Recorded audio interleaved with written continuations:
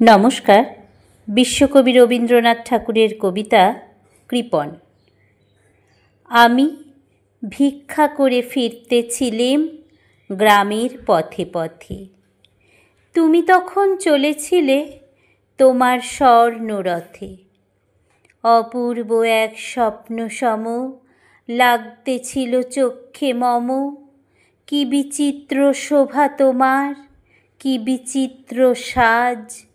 আমি মনে ভাবতেছিলেম এ কোন মহারাজ।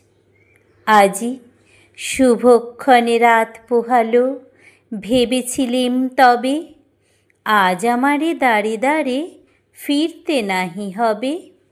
বাহির হতে নাহি হতে কাহার দেখা পেলেম পথে। চলিতে রথ ধনধান্য ছড়াবে দুই ধারে।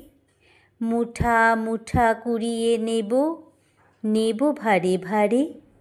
দেখি সহসা রথ থেমে গেল আমার কাছে এসে। আমার মুখপানে চেয়ে নামলে তুমি হেসে। দেখে মুখের প্রসন্নতা জুড়িয়ে গেল সকল ব্যথা। হেনকালে কিসের লাগি তুমি অকস্মাৎ আমায় কিছু দাও গো বলে বাড়িয়ে দিলে হাত।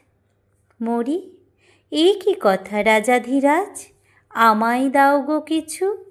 শুনে ক্ষণকালের তরে রইনু মাথা নিচু। তোমার কি বা অভাব আছে ভিখারি ভিক্ষুকের কাছে। এ কেবল কৌতুকের বশে আমায় প্রবঞ্চনা। ঝুলি হতে দিলেম তুলে একটি ছোট কণা। যবে পাত্রখানি ঘরে এনে উজাড় করি, এ কি ভিক্ষা মাঝে একটি ছোট সোনার কণা দেখি। দিলেম যা রাজ ভিখারিরে, স্বর্ণ হয়ে এলো ফিরে। তখন কাঁদি চোখের জলে দুটি নয়ন ভরে। তোমায় কেন দিইনি আমার সকল শূন্য করে। ধন্যবাদ।